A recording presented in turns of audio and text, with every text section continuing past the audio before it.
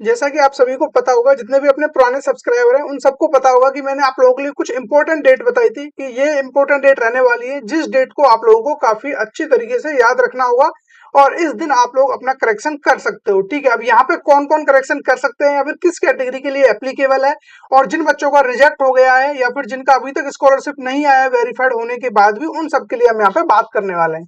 सबसे पहले मैं आप लोगों को वो डेट बता देता हूँ जो कि SC ST के लिए मैंने आपको एक टाइम टेबल बताया था, और उसमें मैंने एक डेट अनाउंस की थी आप लोगों के लिए कि जो करेक्शन डेट है इस बार वो रहने वाली है आप लोगों के लिए 26 अप्रैल से 3 मई। जैसा कि आप यहाँ पे देख पा रहे होंगे क्लियरली कि 26 अप्रैल से 3 मई तक आप लोग यहाँ पे त्रुटिपूर्ण आवेदन को छात्रों के स्तर से सही करना, यानी कि स्टूडेंट लेवल पे जो आप करेक्शन कर सकते हो। और ये जो है सेकंड फेज का है। ठीक है, सेकंड फेज यानी कि जो SC ST वालों के लिए एक मतलब दूसरा मौका दिया जाता है स्कॉलरशिप अप्लाई करने के लिए, उनके लिए तो ये डेट है ही। उसी के साथ साथ जितने भी बच्चे ऐसे हैं जो कि प्रथम चरण यानी कि फर्स्ट फेज के जो बच्चे हैं, और लेकिन वो SC ST कैटेगरी से हैं, उनका कोई भी एरर रहा हो या फिर एरर के अलावा उनका रिजेक्ट कर दिया गया हो या फिर उनका ब्लॉक्ड हो गया हो या फिर उनको अभी तक पेमेंट नहीं आया है, जो भी रीजन रहा हो, लेकिन आप लोग SC ST कैटेगरी से हो, तो मैंने आप लोगों को बताया था कि आप भी इस सेकंड फेज की जो करेक्शन विंडो ओपन होगी इसमें अपना करेक्शन कर सकते हो। और काफी बच्चों के पास ऑलरेडी कॉलेज की तरफ से कॉल वगैरह या मैसेज आने लग गए हैं कि कल आप लोग कॉलेज आके अपनी चीजों को सही करा लेना।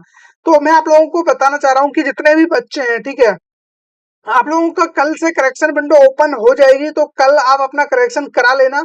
और जितने भी बच्चे खुद से करेक्शन कर सकते हैं तो वो खुद से कर लेना, और कल के दिन मैं आप लोगों को लाइव एक किसी भी बच्चे का रैंडम करके दिखा दूंगा जो भी करेक्शन करना है किस तरीके से होगा, वो सारी चीजें मैं आप लोगों को बता दूंगा। ठीक है, यदि आप लोग नहीं कर पा रहे हो फिर भी, तो आप अपने कॉलेज में जाके कांटेक्ट कर सकते हो, वहां से पता लगा सकते हो कि किस तरीके से आप लोगों को करेक्शन करना है। लेकिन आप इस डेट को बिल्कुल भी मत भूलना, 26 अप्रैल से आप लोगों की जो करेक्शन विंडो है वो ओपन हो जाएगी। और जितने भी जनरल वाले बच्चे हैं जिनका ब्लॉक्ड हो गया है या रिजेक्टेड हो गया है या फिर उनकी स्कॉलरशिप अभी तक नहीं आई है, तो हो सकता है कि 26 अप्रैल के बाद उनका भी वहां पे करेक्शन विंडो ओपन हो जाए, या फिर करेक्शन विंडो ओपन ना हो तो कुछ ना कुछ वहां पे आपको देखने को मिल सकता है। यदि स्कॉलरशिप के रिगार्डिंग कोई काम होता है तो आपके इससे यानी कि आपकी कैटेगरी जनरल कैटेगरी के बच्चों के लिए कुछ भी काम होता है तो आप लोगों को वहां पे चेंजेस देखने को मिल जाएंगे। अदरवाइज फिर आप लोगों के लिए जो भी डेट वगैरह है पहले से जो रखी गई थी, जो कि आप एक्सपायर हो चुकी हैं, तो फिर वही डेट रहेंगी। और जितने भी बच्चों का अभी कुछ वैलिडेट हो रहा है या फिर उनका अभी भी अपडेटेड हो रहा है, कुछ बच्चों का जो कि जनरल या OBC माइनॉरिटी कैटेगरी के हैं, तो उन बच्चों का स्कॉलरशिप आना फिक्स है। आप लोगों ने समाज कल्याण से भी बात की होगी, यदि आपका अभी तक PFMS पर यानी कि 10 अप्रैल के बाद कोई भी डेटा अपडेट हो रहा है या फिर 31 मार्च के बाद भी डेटा अपडेट हुआ है और स्कॉलरशिप नहीं आई है, तो भी काफी हद तक चांस है कि आप लोगों की जो स्कॉलरशिप है वो यहाँ पे आ सकती है। ठीक है, कुछ बच्चों का फंड खत्म हो गया है, मैंने आप लोगों को प्रीवियस वीडियो में भी दिखाया था, आप लोग जाके देख सकते हो। वहां पे मैंने वहां पे भी आप लोगों को बताया है कि आप लोगों को की स्कॉलरशिप अभी भी आ सकती है, क्योंकि वहां पे जो नोटिस जारी हुए हैं वहां पे यही बताया गया है कि कुछ बच्चों का PFMS पर वो मतलब कि पेमेंट फेल्ड दिखा दिया है। और यूपी स्कॉलरशिप की वेबसाइट पे जाते हो आप, जो यूपी स्कॉलरशिप की वेबसाइट है ऑफिशियल वेबसाइट, वहां पर दिखाता है कि आप लोगों का जो पैसा है वो ट्रांसफर कर दिया गया है। ठीक है, जैसे आप इस स्टेटस जाके चेक करते हो तो यहाँ पे अभी भी आप लोगों का जो पैसा है वो दिखा रहा है कि आपका क्रेडिट कर दिया गया है इस अकाउंट में, लेकिन वो पैसा आपके अकाउंट में नहीं आया है। और PFMS पे आप जाके देखते हो तो पेमेंट फेल्ड आपको दिखता है। तो ऐसे बच्चों की जो पेमेंट है वो अभी आएगी। ठीक है, आप लोग वेट करिए, क्योंकि उन्होंने क्लियरली बोला हुआ है कि अभी भी हम मतलब ट्राई करेंगे, लेकिन उसके लिए जरूरी यह है कि आप लोगों को अपने बैंक से कांटेक्ट करना पड़ेगा। ठीक है, आपको अपना बैंक अकाउंट में जो भी प्रॉब्लम रही है, क्योंकि जो PFMS पर रिजेक्शन देखने को मिलता है वो बैंक के रिगार्डिंग ही हम लोगों को देखने को मिलता है। तो आपको करना क्या है, अपना स्क्रीनशॉट लेना है, जो भी पेमेंट फेल्ड आपको दिख रहा होगा PFMS पर, और वो आपको बैंक में जाके दिखाना पड़ेगा कि मेरे में ये प्रॉब्लम आ रहा है, मेरा पैसा यहाँ पे नहीं आ रहा है। ठीक है, क्योंकि आपका पैसा वहां से जनरेट कर दिया गया है, इनिशिएट हो चुका है, जस्ट आपके बैंक अकाउंट में आने की देर है। तो आप अपने पैसे को ऐसे मत जाने दीजिए, आप बैंक जाके कांटेक्ट करिए और वो पैसा विद इन 2 से 3 डेज में आप लोगों के अकाउंट में आ जाएगा, जब बैंक वाले बोल देंगे कि हाँ अब हमने आपका जो भी आधार वगैरह है वो अपडेट कर दिया है। कुछ ना कुछ प्रॉब्लम जरूर रही होगी, इसकी वजह से वो पैसा आपके अकाउंट में नहीं आया। ठीक है, तो इस चीज को आप थोड़ा ध्यान में रखना, और जो ये डेट है इस डेट को आप बिल्कुल भी मत भूलना। SC ST वाले बच्चों के लिए ये लास्ट मौका है। यदि आप लोग इस बार नहीं कर पाए यानी कि करेक्शन नहीं किया आप लोगों ने, तो इसके बाद आपको कोई मौका नहीं दिया जाएगा। मैं अगेन बोल रहा हूँ, जितने भी SC ST वाले बच्चे हैं, ठीक है, आप लोगों को जो सेकंड मौका दिया जा रहा है इसको बिल्कुल भी मत जाने देना। 3 मई से पहले पहले आप लोग इसको करेक्ट करा लेना, और उसके बाद ठीक है, 7 मई तक आप लोगों को जो भी फाइनल प्रिंट आउट फिर से निकालना होगा उसका, और फाइनल प्रिंट आउट निकालने के बाद उसको अटैच करके, ठीक है, फाइनल प्रिंट आउट को आपको फिर से कॉलेज में सबमिट करना होगा और कॉलेज उसको अगेन आगे फॉरवर्ड करेगा। तो इस तरीके से आप लोगों को अगेन पूरी प्रोसीजर करनी होगी यहाँ पे, और उस प्रोसेस के बाद आप लोग ये सब कर दोगे तो फिर एनआईसी के द्वारा वो फिर से उसकी स्क्रूटनी होगी। ठीक है, स्क्रूटनी होने के बाद फिर वो 8 मई से लेके 16 मई तक ये सब कुछ हो जाएगा, और जनपदीय स्तर द्वारा डाटा लॉक करना, ठीक है, जो आप लोगों का डेटा है वो 14 जून तक लॉक हो जाएगा। ठीक है, 14 जून के बाद आप लोग वहां पे कुछ भी नहीं कर सकते हैं, और ना ही वहां पे समाज कल्याण कुछ कर सकता है। जब डेटा लॉक हो जाता है तो उसके बाद आप लोग वहां पे कुछ भी नहीं कर सकते हो। ये बात आप ध्यान रखना, जो आपके लिए सबसे ज्यादा, मतलब फिलहाल तो सबसे जो ज्यादा इंपॉर्टेंट डेट है वो आप लोगों के लिए है 3 मई तक। ठीक है, इसके बाद आप अपने एंड से कुछ नहीं कर सकते हो। उसके बाद 8 मई तक कॉलेज उसको आगे फॉरवर्ड कर देगा। ठीक है, फिर कॉलेज भी वहां पे कुछ नहीं कर सकता है, और 14 जून तक, ठीक है, 14 जून तक जनपदीय समिति द्वारा डेटा को लॉक कर दिया जाएगा। उसके बाद यानी कि समाज कल्याण के द्वारा डेटा को रिसीव नहीं किया जाएगा। कॉलेज जो भी डेटा फॉरवर्ड करेगा, फिर से जो भी आपका डेटा वहां पे कलेक्ट होगा, वो डेटा आप लोगों का 14 जून तक वो आपका जनपदीय समिति द्वारा लॉक कर दिया जाएगा। और 18 जून को आप लोगों का जो भी है गवर्नमेंट से पैसा मांगा जाता है कि इतने बच्चे अपने पास हुए हैं और इस डेटा के बेस पे इतना स्कॉलरशिप बनता है, तो वो मांग सर्जन उसको बोलते हैं। बेसिकली जनपदीय स्तरीय विभाग अधिकारी के डिजिटल सिग्नेचर से लॉक डेटा के आधार पर एनआईसी की राज्य इकाई से मांग। ठीक है, अब एनआईसी के द्वारा ही आप लोगों का पैसा आता है, ये आप लोगों को ऑलरेडी पता है। और आप अपने बैंक अकाउंट को थोड़ा एक्टिव रखना, और वहां पे यदि आप लोगों का वो इनएक्टिव है तो बैंक जाकर उसको एक्टिव करा लेना, और अपना जो एनपीसीआई है उसको जरूर से चेक कर लेना कि वो कौन से बैंक अकाउंट से, यानी कि जो आपका आधार कार्ड है वो किस बैंक अकाउंट से लिंक है, उसी में आपका पैसा आ रहा होगा। ठीक है, तो ये सारी चीजें आप लोग ध्यान में रखना। और उसके बाद जो आप लोगों के लिए फाइनल डेट रहने वाली है, इसके बाद यानी कि जो 28 जून तक आप लोगों का जो पैसा है वो आपके बैंक अकाउंट तक ट्रांसफर कर दिया जाएगा। यानी कि जो डेट रहेगी आप लोगों का, ये 18 जून से पैसा आना स्टार्ट हो जाएगा, और 18 जून से ये 28 जून तक, यानी 10 दिन तक आपका पैसा अकाउंट में ट्रांसफर किया जाएगा।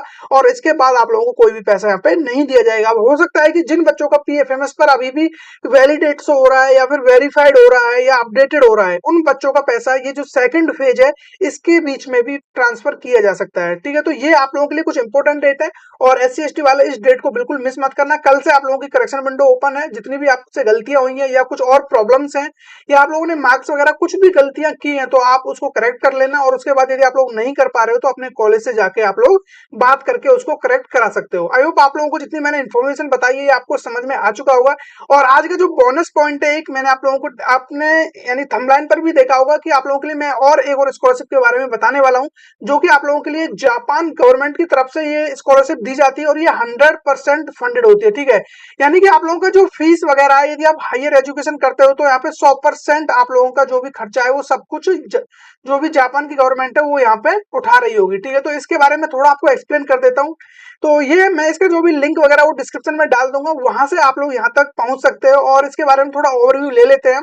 ठीक है, ये बेसिकली हायर एजुकेशन के लिए, जैसे कि आपको पीएचडी वगैरह करनी है, या फिर कोई मास्टर कोर्स करना है, या फिर आपको कोई भी यानी कि किसी भी तरीके की रिसर्च वगैरह में जाना हो, तो उसके लिए ये सबसे अच्छा ऑप्शन है। और यहाँ पे 100% फंडेड होगा ये पूरा, जो भी आपका आने जाने का, ट्रांसपोर्टेशन का हर एक खर्चा जापान की गवर्नमेंट यहाँ पे उठा रही होगी। और उसी के साथ साथ आपको कुछ स्टाइपेंड भी दिया जाएगा, यानी कि जब आपकी यहाँ पे स्टडी चल रही होगी उसी के साथ साथ आपको कुछ पर मंथ यहाँ पे पैसे भी ऑफर किए जा रहे होंगे, जिससे आप लोग अपना जो भी है खर्चा वगैरह ये सब एक्स्ट्रा उठा सकते हो। तो इसके बारे में हम थोड़ा बात कर लेते हैं। बेसिकली देखिए, ये जो रहने वाला है ये रिसर्च स्टूडेंट के लिए, जितने भी रिसर्च से रिलेटेड होते हैं या पीएचडी वगैरह आप लोग कर रहे हो, यहाँ पे लेवल आप देख सकते हो, जो भी ग्रेजुएट स्कूल लेवल यानी कि research, master course, PhD course, ये कोर्स यहाँ से आप कर सकते हो। एज लिमिट रखी गई है यहाँ पे, आप अंडर 35 ईयर होने चाहिए। ठीक है, 35 साल से यदि आपकी कम एज है तो आप इसके लिए एलिजिबल हो। और उसके अलावा यदि हम बात करें यहाँ पे कुछ फील्ड ऑफ स्टडी, यहाँ पे आप ह्यूमैनिटीज कर सकते हो, सोशल साइंस कर सकते हो, उसके अलावा mathematical science, physics, chemistry and chemical engineering, biotech, biotechnology, agriculture, ठीक है, हर एक यहाँ पे जो भी आपकी स्ट्रीम है वो यहाँ पे अवेलेबल है। इलेक्ट्रिकल इंजीनियरिंग होगी, electronics and communication engineering, mechanical engineering, air, ठीक है, आप लोगों के लिए एयर स्पेस हो गया, एयर रोबोटिक्स, ये सारी इंफॉर्मेटिक टेक्नोलॉजी, हर एक स्ट्रीम आप लोगों के लिए यहाँ पे अवेलेबल है। तो आप यहाँ से ये सब में मास्टर कोर्स कर सकते हो। जो क्वालिफिकेशन रखी गई है वो आप लोगों के लिए सिंपल है। इन एडिट to the qualification of eligibility criteria, ठीक है, लिस्टेड इन द गाइडलाइन। जो भी गाइडलाइन मैं आप लोगों के लिए अभी इसका पूरा जो ब्राउचर है वो मैं उसका लिंक दे दूंगा, वहां से आप पूरी गाइडलाइन कंप्लीट पढ़ सकते हो कि आप लोगों के लिए क्या क्या क्वालिफिकेशन इसकी होनी चाहिए।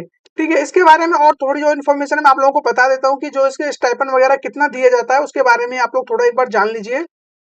ठीक है, उसको आपको एक बेटर आइडिया लग जाएगा कि हाँ आप लोगों को यहाँ से इतना पैसा मिल सकता है। टर्म्स ऑफ स्कॉलरशिप, यहाँ पे नॉन रेगुलर स्टूडेंट भी कर सकते हैं और रेगुलर स्टूडेंट, हर किसी के लिए ये एप्लीकेबल है। और उसी के साथ साथ नंबर ऑफ स्कॉलरशिप ये अभी अनाउंस नहीं किया गया है कि कितने स्टूडेंट इनको चाहिए, तो वो जैसे ही क्लियर होगा मैं वो भी आप लोगों को बता दूंगा।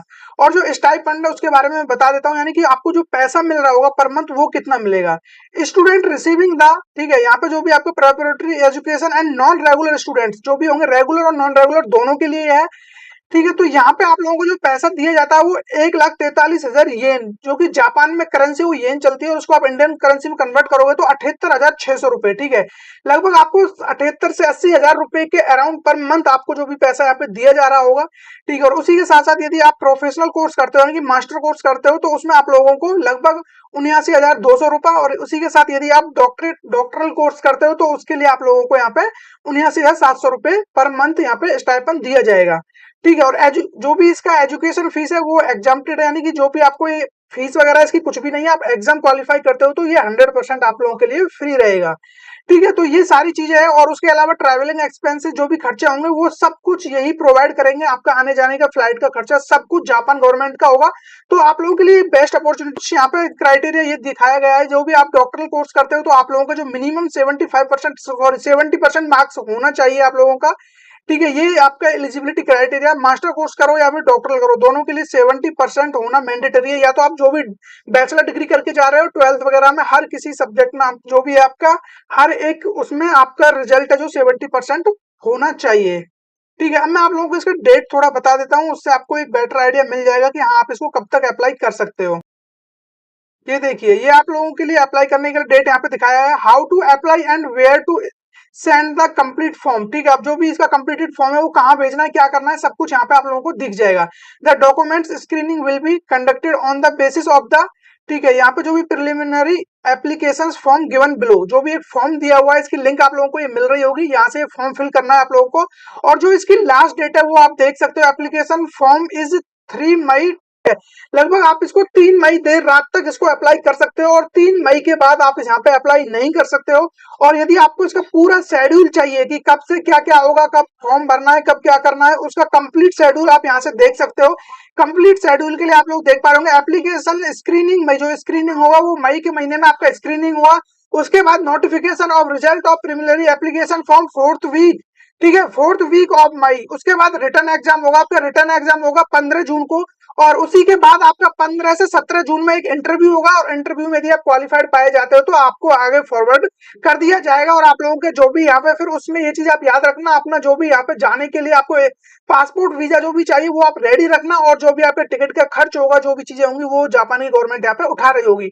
आई होप आप लोगों को ये जो भी मैंने आपको स्कॉलरशिप बताई है काफी अच्छी लगी सुन के। जिनको भी इंटरेस्ट है सर्च करने, रिसर्च में या मास्टर में या डॉक्टरेट में, जिसमें भी आपको इंटरेस्ट हो, पीएचडी वगैरह में, वो सभी इसमें अप्लाई कर सकते हो यदि आप लोग इसको क्वालिफाई कर जाते हो। और इसमें नीचे आप लोगों को कुछ एग्जाम वगैरह भी दिख जाएंगे जो प्रीवियस ईयर में हुए हैं। ठीक है, ये भी आप लोगों को यहाँ पे दिख जाएंगे, मैं कंप्लीट लिंक आपको डाल देता हूँ, ये आप लोग चेक कर सकते हो। Past examination questions are available, जो भी प्रीवियस ईयर के क्वेश्चंस रहे हैं वो यहाँ पे आप लोगों को दिख जाएंगे। कुछ मैं ओपन करके दिखा देता हूँ, इस तरीके के क्वेश्चन आपको दिखेंगे, वो यहाँ से आप लोग देख पा सकते हो। ठीक है, तो इससे आपको बेटर आइडिया लग जाएगा कि हाँ ये सारी चीजें होती हैं। ये 2019-20 हर ईयर के क्वेश्चन है, तो उनको मैं अभी यहाँ पे पूरा इन डिटेल आपको नहीं बता रहा हूँ। ये पीडीएफ आप लोग देख पा रहे होंगे, जो भी जापानीज एग्जाम है या फिर हर एक, मतलब आपको इंग्लिश में भी मिलेगा और जापानीज में। देखिए ये जापान की लैंग्वेज में है, और यही एग्जाम आपको इंग्लिश लैंग्वेज में भी देखने को मिल जाएगा। ठीक है, तो ये आप यहाँ से जाके देख सकते हो, इनकी जो भी लिंक है वो मैं डिस्क्रिप्शन में डाल दूंगा। आई होप आप लोगों को सारी चीजें समझ में आ गई होंगी। तो मिलेंगे ऐसे किसी इंटरेस्टिंग टॉपिक के साथ, तब तक बने रहिए हमारे साथ।